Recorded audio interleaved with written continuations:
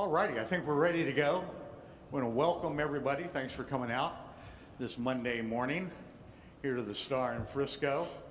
I'd like to introduce our participants here on the stage, who everybody knows. Of course, Cowboys owner, president, and general manager, Jerry Jones. Our new Dallas Cowboys head coach, Brian Schottenheimer.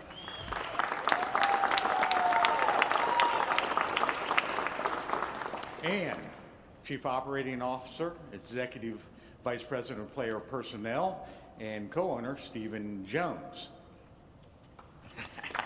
All right. Yeah, we'll clap for you. Now, what we'd like to start off with is some remarks from our head coach, Brian Schottenheimer, and then we'll follow that up with questions. Thank you, Tad. First of all, I'd like to thank Jerry, Miss Jean, Stephen, Charlotte, Jerry Jr., the entire Jones family. Over the past 3 years that I've been here, it's been really incredible to get to know them.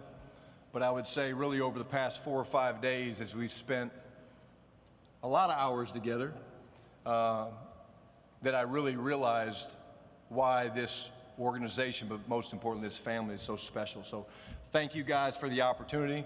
From a football family, the Schottenheimers, to the Jones, thank you guys for this incredible, incredible opportunity. And I look forward to working so closely with the entire family in continuing the legacy and tradition of this football team and the special brand that it has. I'm honored and privileged to be the next head coach of the Dallas Cowboys. I'd like to just talk briefly about some of the people that we're looking for. And there's a lot of those young men in the back of the room here that, as you guys will learn from me, the Schottenheimers tend to be criers. And that just means we show our emotions. And so the type of people we're looking for that are modeled by a lot of the young men in the back that I will talk directly to them in a minute is just a special group. We're looking for world-class competitors, guys that want to compete every day to be the best versions of themselves. We are looking for people with a relentless work ethic. I was taught at a young age by my father that you can outwork people in this business. You don't belong in this organization if you don't value relationships. This business has never been about X's and O's. It's about people. And when I thought about it, I can't imagine sitting up here with a better group of people, a better family to do this with. So I thank you guys for that opportunity. And lastly, the type of people that we want, people that love this game. The game of football has given me so much, my family so much, but if you're not passionate about the game of football and the shield and what it represents, then you're probably in the wrong line of business. To our players, you are the core of this program, and we will focus on you every day. To Dak, JT, JB, Demo, Brock, T-Sizz, Josh Butler, Kalen, Carson, Scooney, you're back there. I don't know if anybody else snuck in that I missed. It means the world to me that you guys are here. And I can't wait to do this alongside you, to get to know you guys at an even deeper level. I want to get to know your hearts. I want to capture your hearts and let you guys get a great feel for me. But thank you for being here. It means the world to me.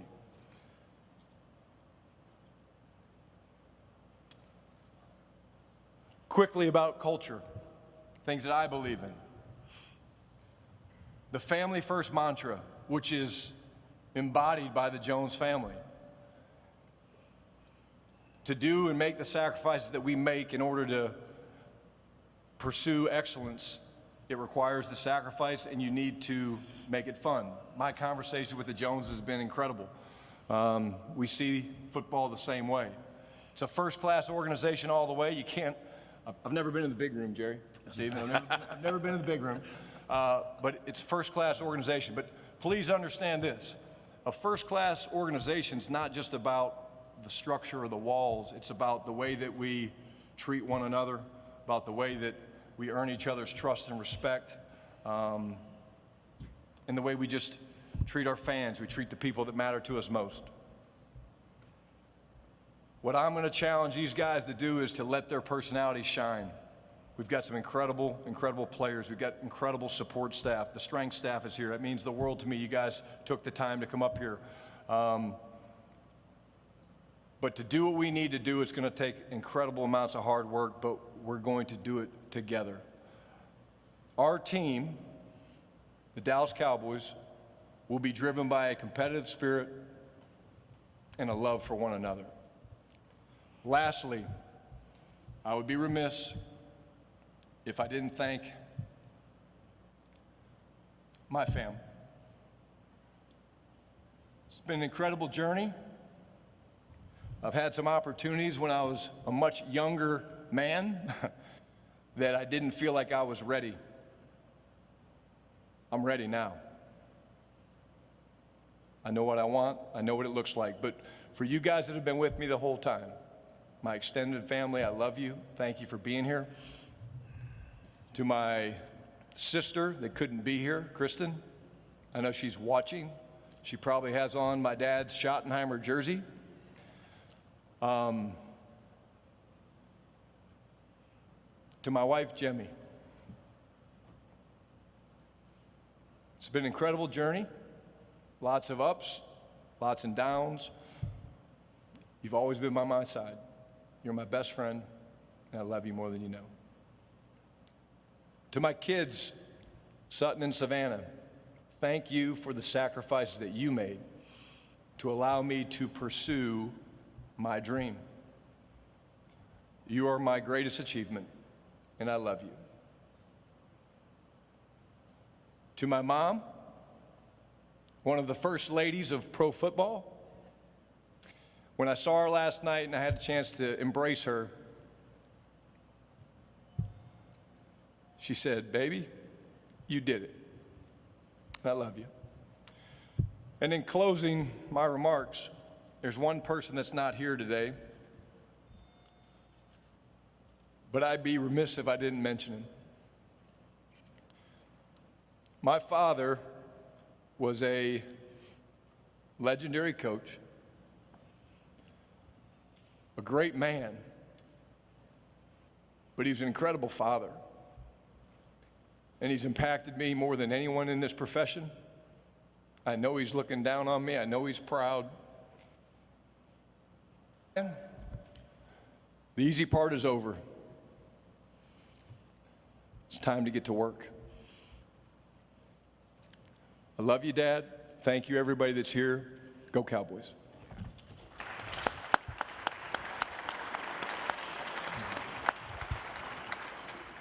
All right, we'll carry on with questions, and we'll start out here in the row with Calvin. Thank you. Calvin Watkins, Dallas Morning News. This is for Jerry and Stephen. Why did you pick Brian Schottenheimer? What was it about him that you guys felt like he was the right fit for you guys?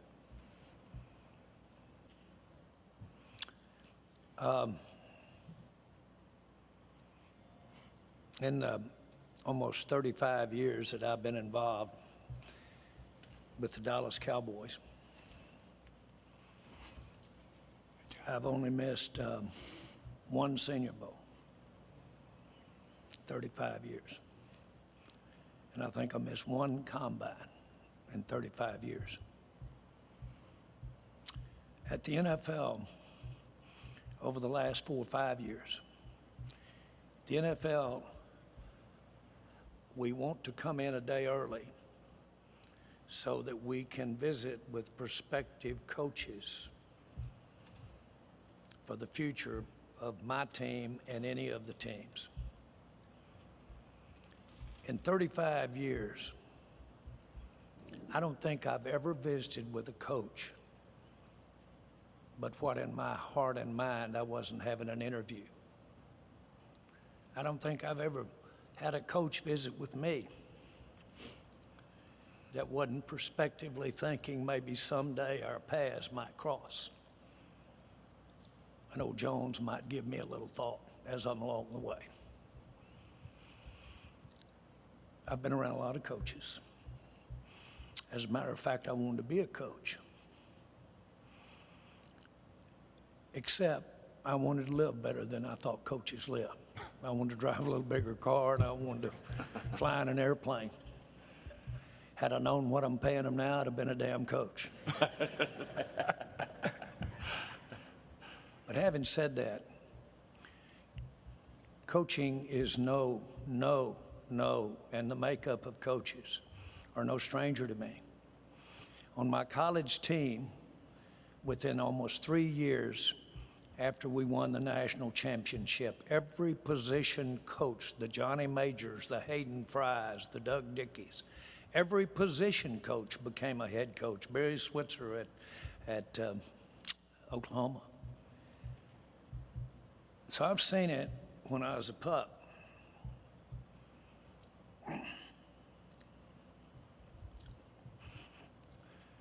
I have a good background in the makeup of what a coach is. To think that you could make a decision in an interview and not have talked, if you didn't and hadn't ever communicated or had a visit, I wouldn't dare have had an interview unless I talked to many people that knew that person and had those kinds of life experiences, knew their story, if you will, Shotty, knew their story. Pat is here today. Jean, my wife, is here. Pat is Shotty's mama. When I served on the competition committee, we had many times that we were together. Jean knew Marty. Okay, we knew you. We know what osmosis is, and we know what Shotty grew up around. Not just from that, but we knew. Frankly, from the standpoint of Shotty, those X hairs crossed. Shotty might never have been in our mirror or in our view had he not joined us to be with Mike as a consultant 3 years ago, and it has been a coach. I've sat in handfuls of meetings with Shotty. I've listened, I've watched him have deference to his head coach. I've watched him have deference to experience guys like Zimmer, guys like got around. I've watched him bite his lip sometime when he didn't necessarily agree with that direction, but he bit his lip as his daddy would have told him to bite your lip. Have deference to the head coach. I've watched him exercise those things. I've particularly been a part of seeing what's brought this players in here today. Guys like Dak. And I know that Shotty is no stranger to these guys. I know he's no stranger to this building. Now, I get my proverbial ass kicked over needing people in my comfort zone. Without this thing being about me in any way, if you don't think I can't operate out of my comfort zone, you're so wrong. It's unbelievable. This is as big a risk as you could take. As big a risk as you could take. No head coaching experience. Now, let me share something with you. With all of that, you've just heard him reference his osmosis, his family. Anybody in this room that doesn't believe the apple doesn't go far from the tree has missed it someplace down the road, especially if there was an effort to make it that way, and there was an effort. But then you go around to the countless numbers of coaches that Shotty has served on staff with and been around, the countless players. How often do you have someone that has 25, I'm going to say 25, it may be 26, of years of working through the human relationship and working, aspiring to learn, of have his ears and eyes wide open and looking for techniques and looking for things that make coaches better? How often Do you have a chance to take advantage of all of that at 50 years old, which is a puppy? Yet he's had 25 years being around the kinds of things that he's going to have to draw on to be a coach of the Dallas Cowboys. I like his baggage. I like his baggage. I like that experience. But let me say this. I was standing with Shotty when he called his mother. And I heard the other end, and I was listening to Shotty. And one of the things he said to his mama is, "Mama, I'm going to get what Daddy didn't get a chance to get, or got a chance but didn't get. And I'm going to get a Super Bowl if it kills me." And his mother, of course, was emotional. This one will be for Daddy. The first one will be for him. I don't know what you call instincts. I don't know where you come. I really wouldn't dare try to tell you how Jimmy Johnson got here.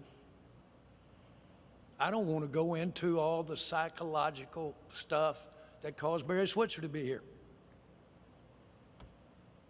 or Chan Gailey. But it wasn't just about X and O's. And it was about things that were all melded in with some of life's experience and using my own osmosis, how I got here. All of that comes to play. I've read where we didn't have but 4 or 5 interviews. It's ridiculous to think that you can make a decision to coach the Cowboys relative to the number of interviews that you might have. He's a product of a lot of time. Many will say misplaced time or skewed times. I've read where I don't have a penchant for risk-taking. If you really knew my score sheet, you would see that I've taken more risk in the last 5 years than the rest of my life put together. And sometimes I don't know when I look in that mirror why the risk is taken. With it there, let me say this. It was a huge risk to get involved with the Dallas Cowboys. Huge. And a lot of people that quote unquote didn't understand or feel like it could be done. I spent a nice part, Tim Calishaw, you'll remember it.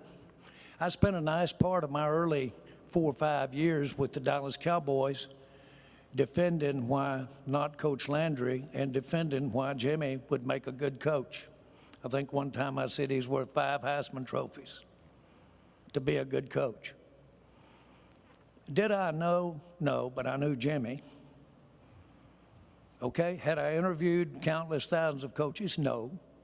No, not at all. So what I'm here to tell you is this was a thorough process, shaded by whatever my experiences have been, shaded by my experiences with Stephen and Charlotte and Jerry, shaded by many things. We all are involved in this. And what I would say for the fans is that, yes, to some, and it might be couched as a less than glamorous hire. What I would say to you is I got here taking shots and not shoddy shots. I got here taking shots. Good things have happened. Let me tell you something. There's some stuff to be had over there where not many people go. There is. Don't think for 1 minute I won't take a shot. This was risky. This is risky. But by the same token, how often can you take a risk when someone has had over 30 years, almost 30 years, get my numbers mixed up, but almost 30 years of being around coaches, of being around players. That's 2/3 of his life, and then the rest of it growing up in a football-oriented, NFL-oriented family, if you will. I think this might make something special. So I'm all behind what we're, to say the very least, Clarence, for your benefit, I'm all in here.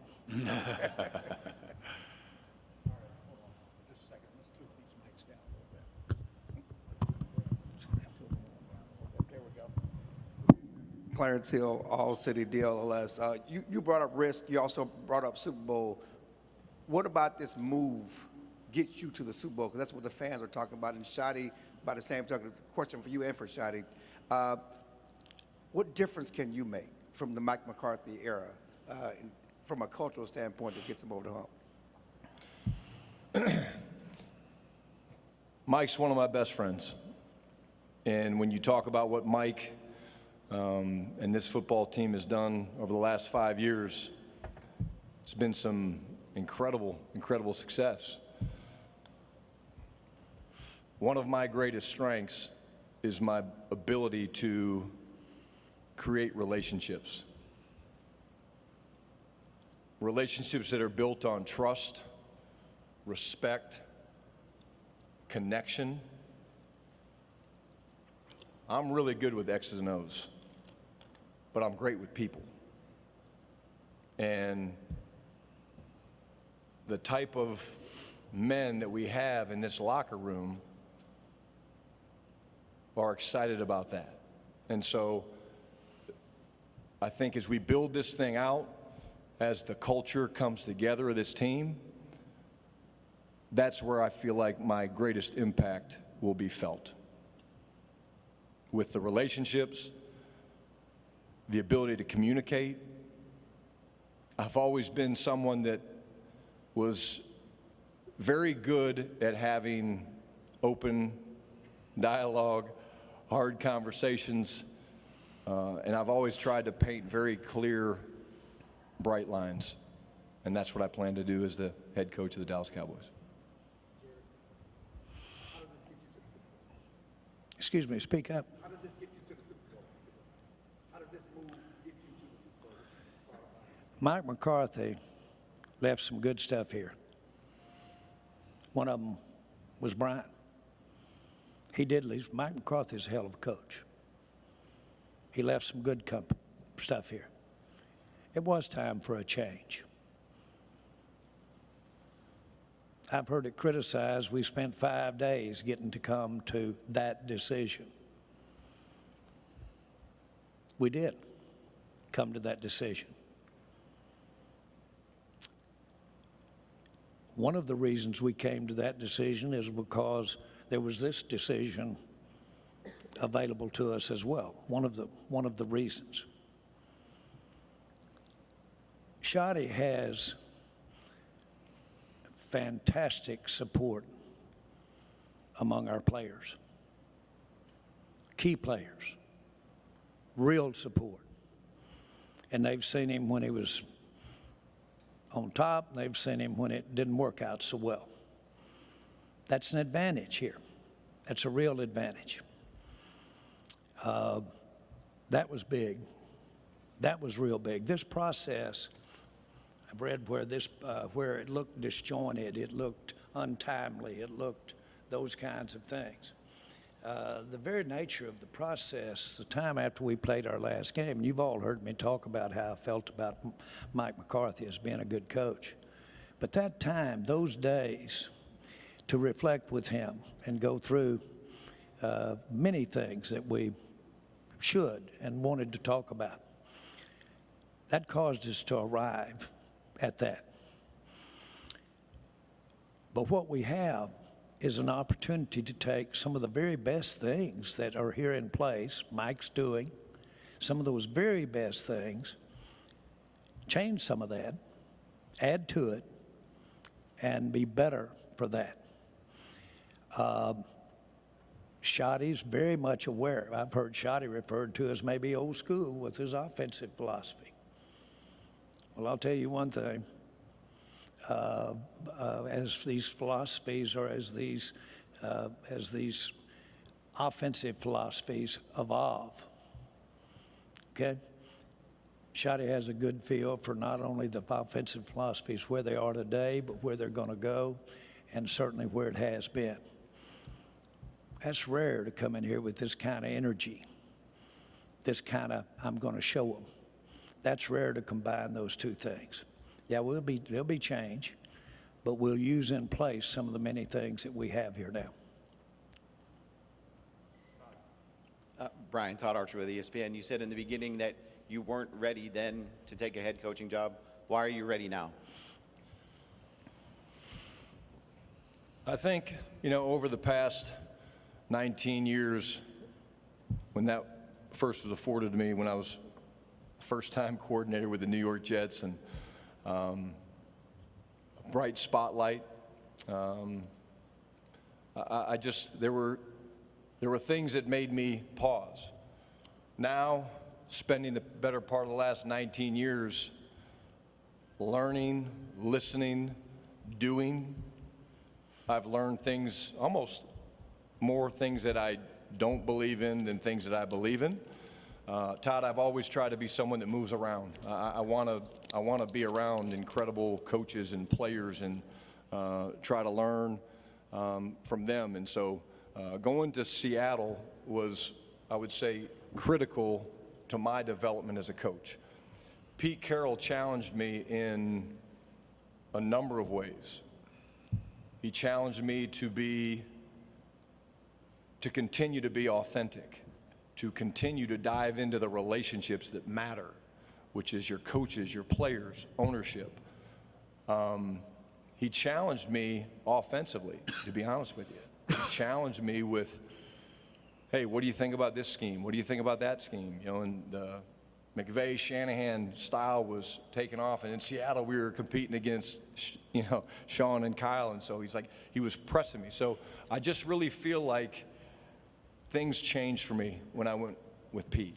Learned a ton from my dad and all the coaches, Mike and Steve Spurrier, all those guys. But Pete Carroll had a huge impact on me, and it probably sharpened my edge and sharpened my view on what I want this opportunity to look like.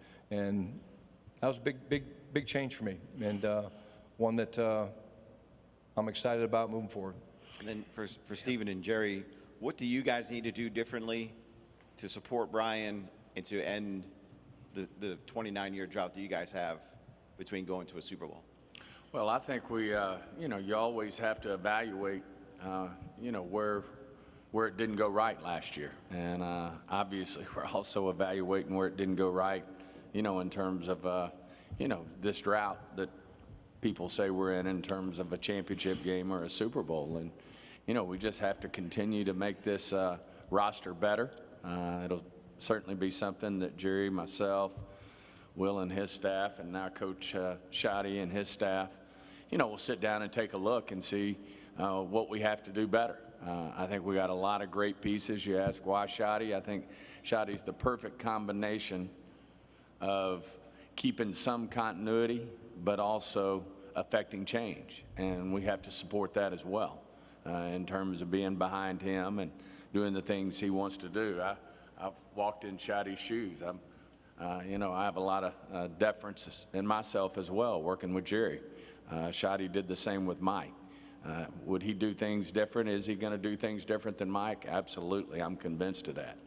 And, I think we got a great plan on defense. I think we got a great plan on special teams. We're putting that all together. That has to come together as a staff, and certainly Schotty leads that. And as he said, some of his best characteristics are communications and working with people. And I see that. I've taken that in. I've gotten more respect through this process with him, and also talking to other men about the job. But certainly we'll do a real deep dive on putting some personnel together, whether it be through the draft, free agency. I know, typically that's not been the way we've done this team, but we'll certainly look at it and, put really good, not only players, but good football character people with some of the men we have in this room right now. And we have a lot of great players on this team. And certainly no one has excuses. We had a few challenges this year on the injury front, and that's why we think we do need to keep some continuity. Certainly every team, when they're looking for a coach out there, is looking, what's in the best interest of the quarterback. Certainly that played a role here. And, Dak's not making any coaching decisions, nor does he want to. But I can tell you every team who made a coaching decision was looking at how they solved for the quarterback. And, that's how you win in this league. I think we've got one of the best, if not the best, in terms of our quarterback. And he's the ultimate leader, and we just have to continue to put the pieces around. And, we're not naive. I know our fans, they're not going to believe, and there's going to be pressure until we get the job done. And certainly we didn't get the job done this year, and our ultimate goal is to win a Super Bowl. I can tell you, I've never seen a man more driven than Jerry. This is huge to him to go get this championship. And I know Coach Schottenheimer believes the same thing, and I know our players sitting in the back want it. I mean, they want it. They're driven to get it, and we've got to get the right people to put around them. We'll have turnover in our roster like we do every year, and our goal is to put together the best roster in the NFL. Steve Spurrier told me, I called him and asked him about Schotty as a ball player, how he got there. He said, well, to start with, he threw the first touchdown pass in our national championship season. I got mad at my Heisman Trophy winner under center and sent him out there and damned if he didn't throw the touchdown pass. But he told me a lot about Schotty. I called Pete Carroll to talk about Schotty. Why did y'all split up? Why'd you fire Schotty if you fired him? How'd that happen? So we got into that real good, because Schotty has been effusive about the impact of not only his father, but Pete and the people that have shaped him along the way. But it's kind of interesting. Old Will and his staff, they go to the next door neighbors of these players that we're drafting or look at drafting and get that next door neighbor to talk about them at that time. Boy, you need to do that when you're dealing with a head coach. Now, I didn't have to go to the next door neighbor with Jimmy. I didn't have to go to the next door neighbor with Barry. But, man, I've been to this guy's next door neighbor personally. And I like our shot with Schotty. John Machota with The Athletic. For Stephen, we know that you met multiple times with Brian, several hours. Can you just kind of go behind the scenes and share some of the stuff that was talked about during that, and at what point you guys kind of felt comfortable making him the next head coach? As I said, and certainly I probably more than anybody have respect, for what Schotty's role was. I mean, Mike was our play caller. He was our head coach, and then he was our play caller. And, Schotty was there to support him as the offensive coordinator. But I think some of the most important things for us, after you get to know the man better and you see the energy, you see the way he can communicate with Jerry, with myself, with the room, certainly that jumped out at you. But the bigger thing, as I mentioned, we certainly want continuity, but we also want change. And, just felt like, we need something that's going to freshen it up. Mike did one hell of a job here. He's the winningest coach, I think, in the history of the franchise. Had an unprecedented, 3-year run, winning 12 games. So, Mike did a lot of great things here. But at the same time, we just felt like, Jerry felt like, I was supportive of it, that we did need change. And we wanted to hear how that was going to happen. And, it's not just the X's and O's. We obviously went extensively through the X's and O's, but we also, you get into the schedules, you get into how you get your players motivated, how you take care of your players. All those things are, part of being a head coach, and it's a lot. And that's why, a lot of people sometimes scratch their head, why would you go with a first-time head coach? That's been the way of the league these days. Most are going with these young offensive wizards that hadn't been head coaches. But I think we got a better version of that because of Schotty's experience. I mean, everybody's mentioned it, 25 years of NFL coaching and a whole lifetime of being around it. He played the game, at a high level of competition in college. Certainly that made an impression on him. But it was real important, and the more we met, the more we wanted to meet. And I think that was helping us, come to a conclusion on what that decision should be in terms of, Coach Schottenheimer being our next head coach. And then for Brian, real quick, just what was that moment like when it was Jerry or Steven or whoever told you, hey, we're moving forward with you, you're the next head coach? Humbling. There's so many incredible coaches in this profession at every level.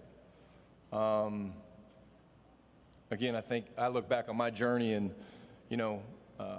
the fact that I'm sitting up here with these two men in front of you guys is a great lesson for coaches. It's a great lesson for my kids, for some of our players about persistence. And you get knocked down, you get back up, and you keep working. And I'm incredibly, incredibly honored to be sitting in this chair because it's such an incredible profession with so many great coaches that when I got the news, I really couldn't speak.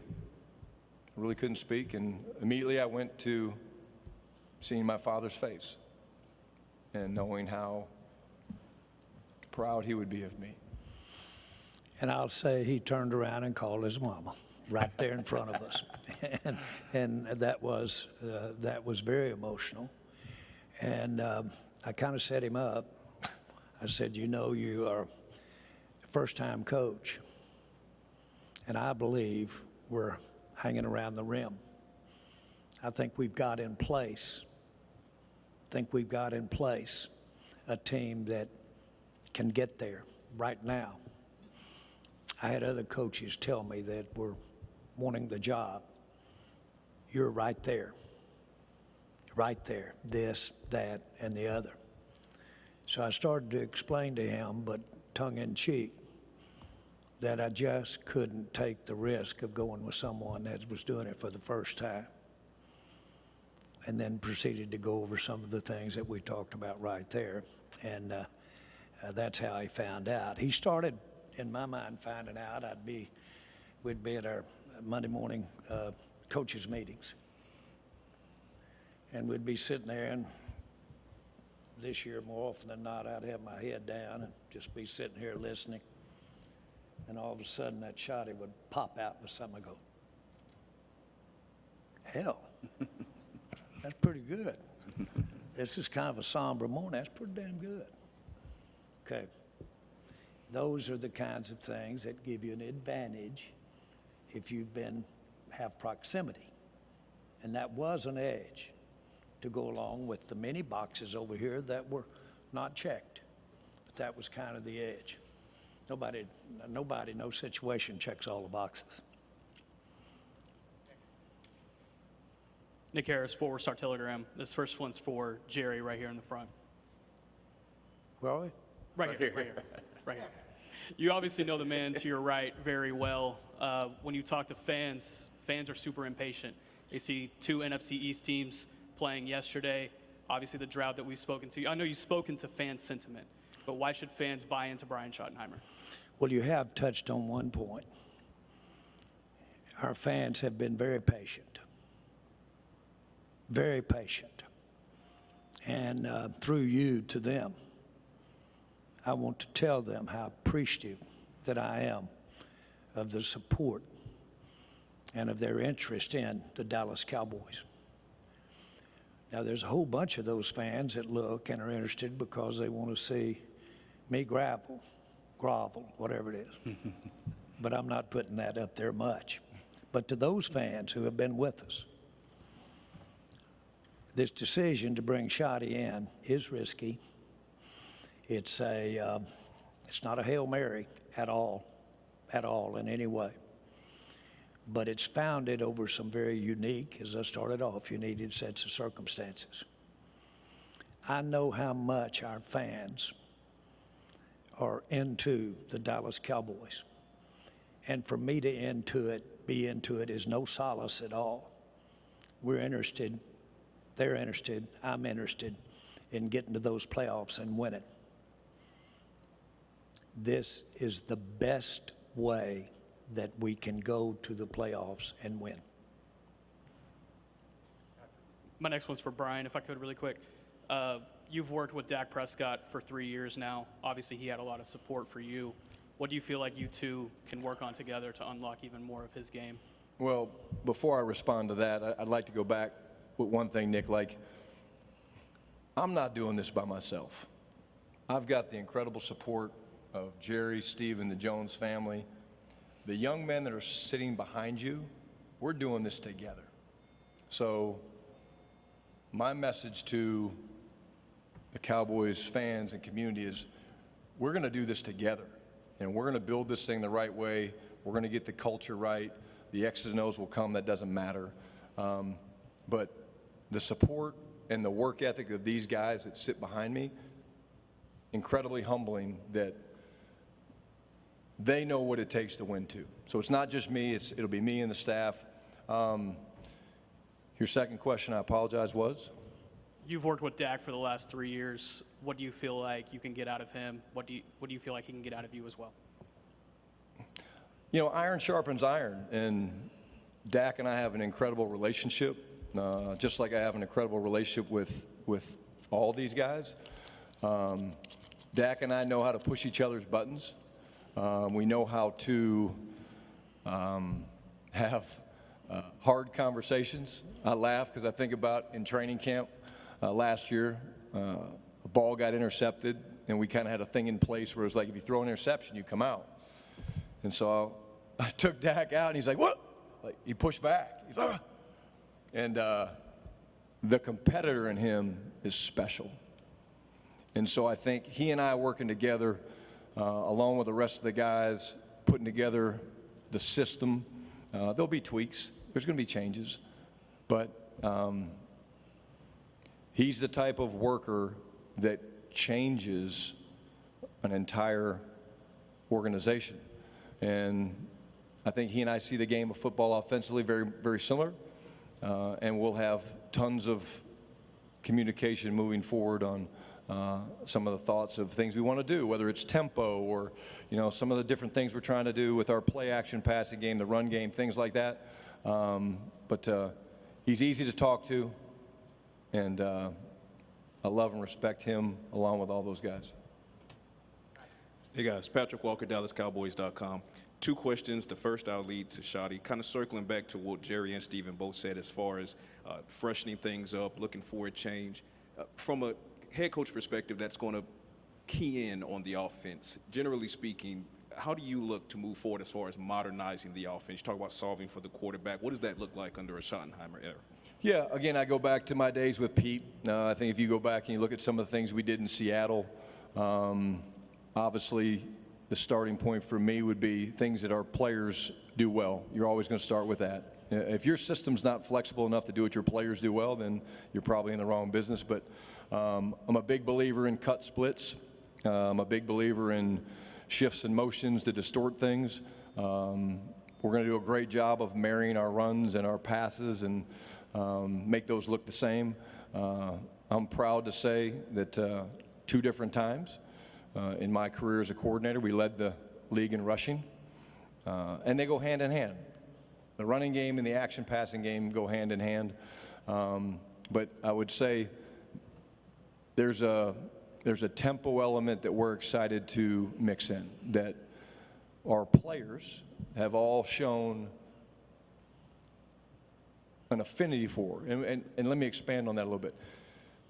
Why do players like tempo? Well, they like tempo because it allows them to play free. You guys have heard some of the play calls. Dak could rattle off 4 or 5 of them right now. They're pretty long.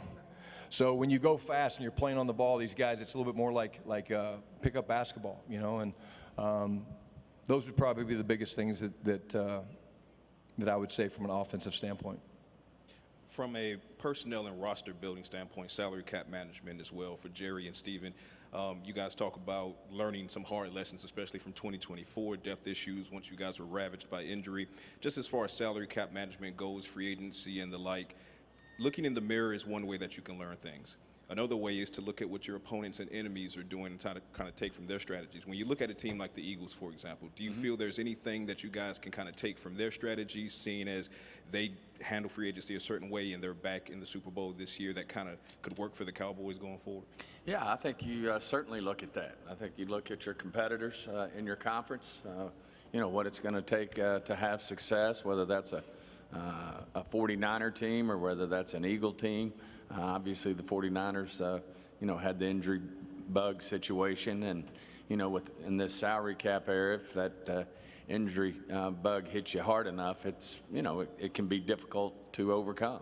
And but at the same time, that's the goal, is to really do a good job with your draft, college free agency. That should be where your strong depth is.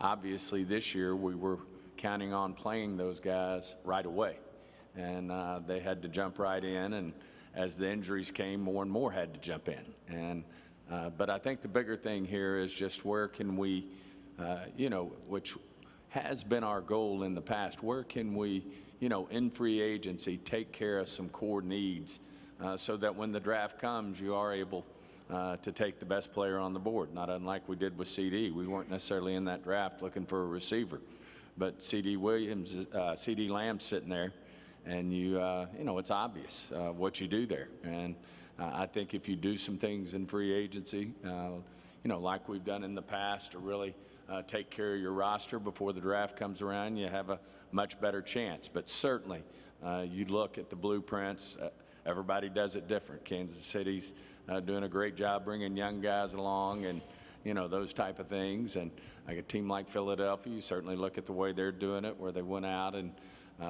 did some things with some veteran players. You have to take a look at that, and then you got to find exactly what fits your core, your DNA with our players and what we have, and what gives us the best chance to compete against. Certainly, you start with your division, the Eagles, the Commanders, and the Giants, and then you stretch that out, and what does it take to beat the 49ers, to beat the Rams? Certainly, those are all things that come in the mix. I'll answer this. It's money management. Cap is financial. When I bought the Cowboys, several of your counterparts rode over with me on this little jet airplane, rode over to my home in Little Rock, Arkansas. And we got off the plane and rolled up there to pick us up was a 5-year-old dirty Ford Bronco. And they got off and said, this doesn't make a lick of sense. You just bought the Cowboys and you're flying a jet and you drive up here in a 5-year-old dirty Bronco. And I said, it makes perfect sense. You can't have it all. You got to sacrifice someplace to get the other. If you try to have it all, you can pay the fiddler when you've used up your credit. That's salary cap. That's a salary cap. Not one that we won't hear, oh, what about that team? They've got the same salary cap issue you do, and they've got that done. Well, it's because all teams are different, and they've made those decisions as they've moved along. We want to improve significantly how we are doing the cap. The cap takes a big hit when you're invested in players that have injuries, significant injuries. So the cap can take a big hit at that time, cap management. But it's still there. It's still there. It's as real as if it was never there, the availability of it. And so if somebody thinks it's daunting, I try to answer you when we're talking. And so you hear me talk about, well, we have to manage the cap. Why not this free agent? Why don't you go do this? Not necessarily why didn't you go do that with that, or the timeliness of how you did it, but why didn't you go do that? That's all management, okay? I want our fans to know that I can manage really good. I do real well managing. I do real well managing. I know that that bank account's full, that doesn't mean you got money. It just means you hadn't paid your bills due 60 days from now. So you got to look around the corner. You got to be good at it, and you got to live with the time that you're looking around the corner. Okay? And so that's what you see here. No apologies. Everybody has to do it. We obviously hadn't done it well enough. I think our first Super Bowls that I was involved in were before the cap. And so we have to do a better job in that area. Can we? You bet you can. You bet you can. Now, all in, we just spent some of it for Dak. We spent some of it for Lamb. We spent some of it for several of our players. It was an allocation, an anticipation of what we weren't going to spend or not spend in the future. All of that said, we Stephen, me, spend a lot of time in this area. And I'm not talking about just sitting there in the office on a chalkboard. I'm talking about 3 o'clock in the morning when you can't sleep and you're sitting there doodling that cap. Brad Sham, 105.3 The Fan. Brian, how long have you been thinking about and prioritizing being a head coach, and did this opportunity surprise you? Humbly speaking, Brad, when I was probably 20 years old, 22 years old, I was throwing the first touchdown pass of the 1996 National Championship season. I actually had a card in my wallet that I had written down a goal. And it said I wanted to be the youngest head coach in the history of the National Football League. I think at the time it was David Shula. And that's when I started thinking about it. And that's why when a couple of these opportunities didn't work out for different reasons, I thought for a while it might not happen. But it's been a lifelong dream. I mean, how do you wake up every day in a household with your mentor, your best friend, see the sacrifice and the work ethic that he does? Someone told me, it's a cute story. They told my dad, they said, "Hey, is Brian getting into coaching?" And he goes, yeah, I'm trying to talk him out of it. I don't want him to, and his mom sure doesn't want him to do it. But I did. And I think it was his really good friend, Bill Cower, that said a year or two later, he said, "Marty, you're missing the boat." He said, "The fact that Brian got into coaching is a compliment to you because you made it fun for him, he respects you, and he's following in your footsteps." And so it's been a lifelong dream, a lot of work. But like I said, that note card was in my wallet at an early age, and it's been a long time coming, but it's here. Did this opportunity surprise you? I think as the conversations went and we talked more and more, no. I think, there's a ton of reason. Stephen's already touched on it. The continuity through change. I know the players. I know the building. I know our strengths. I know our weaknesses. I know our issues.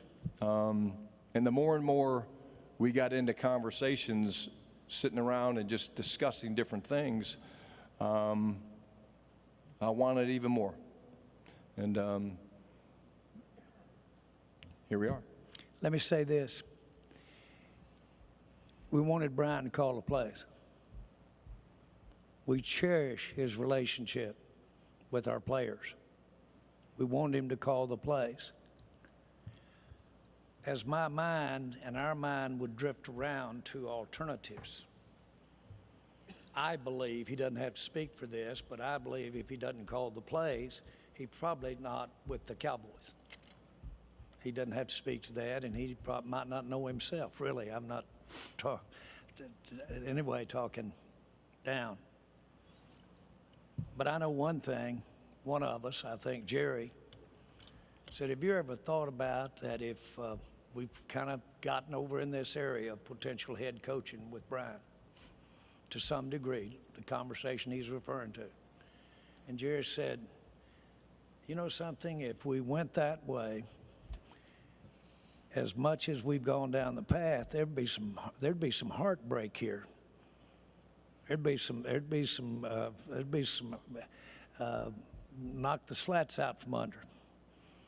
I'm just giving you an idea of how the process was going as we were looking at alternatives of other people that might be coaching the Dallas Cowboys, and Brian calling the plays. So having said that, just to give you a little bit of insight, Brian, I'll tell you this, my lifelong dream was to get involved in sports and pro ball. And my master's thesis was the role of oral communication in modern day football. Had I not had that dream, had I been sitting there, I was 46 when I bought the Cowboys, had I not been sitting there for 25 years, every moment thinking about, my God, I'd watch that Lamar Hunt and he'd be up there with the Chiefs. While I was doing that, the same mind would come home from college and go out in the backyard with a stick and a ping pong ball and play a complete World Series by myself, hitting the ball over the fence. So that dreaming, if you hadn't dreamed about it, if you hadn't gotten ready to go, when that damn train comes by, you'll be grabbing air on that caboose. You have had to have thought and pictured yourself that way a long time, or you'll miss that damn train. You will. All of this was in the mind. That's all of this was there. And why is the head coach of the Dallas Cowboys? Jerry, Tim Kalishaw, Dallas Morning News, back here in row 3. Appreciate the shout out earlier. Having said that, you know, since your last NFC Championship game, this is the 7th coaching hire you've made. That's a unique situation among GMs. Others do not get that luxury. How would you tell the fans again how this unique system is working? Well, it makes it unique because I've been with the Dallas Cowboys. The Dallas Cowboys have had 7 coaching hires, and it happens I've been here for those 7 coaching hires. I'm not so sure, you know, average time a head coach coaches in the NFL is about 3.4, 3.5 years that they coach in NFL average time. I'm not for sure what it is with the general managers. It could be less or more than that, but it's a big turnover, especially the last 10 or 15 years with you there, okay? And if I could ever think, the story I just told Tim, I got up and I went to work and I lived on that hope and that promise, and I had a lot of gas. And my point of telling the ping pong ball and bat story was I can live in those dreams, and I live real good there. But I'm practical enough to know you can't eat those dreams. So you got to go put some hard action to it. Life is real. But boy, those dreams are real there too. I'm dreaming of the Cowboys playing in a game like the one I saw last night when the Eagles were sitting up there with those Chiefs. I'm dreaming of it. I will always dream of it. I've never quit dreaming about it. I want that. Jane Slater, NFL Network. Jerry, to a lot of us on the outside, it did look like this process took a bit. What was the reason for that? Was there a point during your conversations with Mike that you thought that he would stay? Was there something that came up in those conversations that you needed to change? And what did he say, or some of the coaches that you reached out to, give you confidence that this was the guy that you needed, particularly given some of the criticism about some of the decisions in the coaching in recent years? Yeah. Well, thank you for that. I wasn't aware of any clock. Where's the clock? There are a hell of a lot more important things than a clock. Take a long time to do this. How about the timing to do that? If I'd have screwed around with clocks in my life, I wouldn't get to be sitting up here. And by the way, you say, well, if you'd watched the clock, you wouldn't be sitting up here explaining why you hadn't been to a playoff game in all those years, too. I understand. I get it. One of the fun things about this deal is you get to start a new clock every time you line up for the year. And so I really can block out, not block out the practical things, because I don't care if it is the new year. If they're about to take your house away, that'll go from last year into this year. So there's reality that goes with it. So at least I'm sitting here because I know how to deal with reality. Okay? And so to answer that question is simply, it never occurred to me there was a clock at all. When I was trying to buy the Cowboys, I think I did read someplace, Tim, you might have not remembered or what have you. I read someplace where that process and all that was going on was maybe creating some time problems relative to the clock of the NFL or the clock of that. I've really not had the experience of that being the determining factor. I heard this year that we didn't get Dak signed quick enough. Dak, you're sitting right back there. You want to stand up and tell him you had something to do with that? No, thank you. Didn't get Lamb signed quick enough. Okay, there's so damn many more things to think about than that clock. It's unbelievable. So I hear it, and I understand the point. But I think it is fair to say that that clock doesn't affect me that much. Coach Schottenheimer, I love the way that you've reflected, you've sort of manifested how you want to get there. We know that Dak's big on that as well. How do you want to be remembered when you leave the Dallas Cowboys one day? Number one is a champion. And number two is someone that created one of the greatest cultures professional sports has ever seen.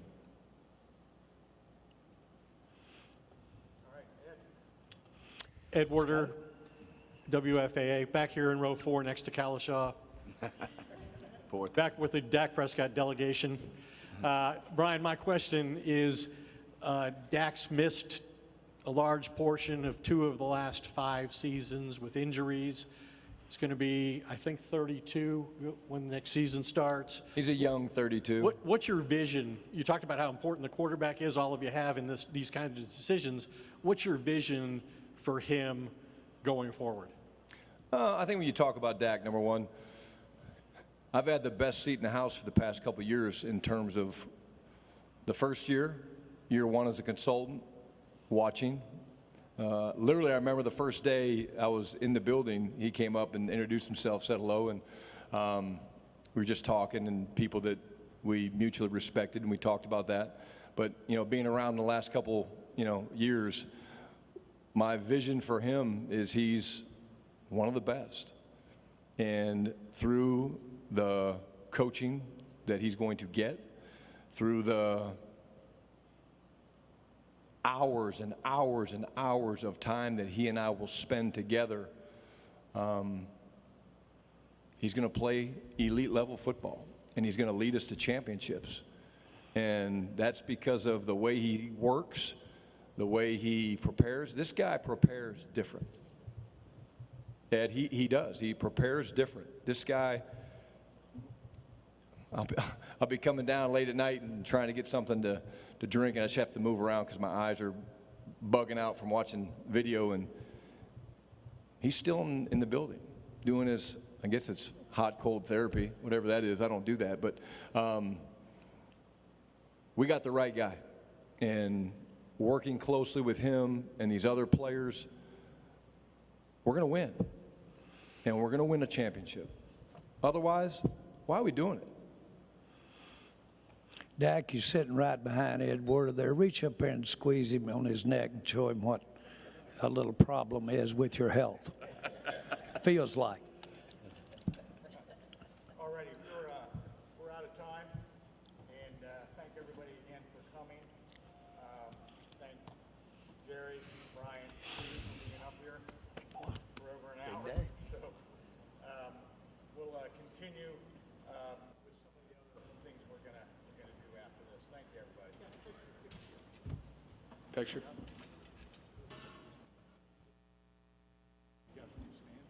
Yeah.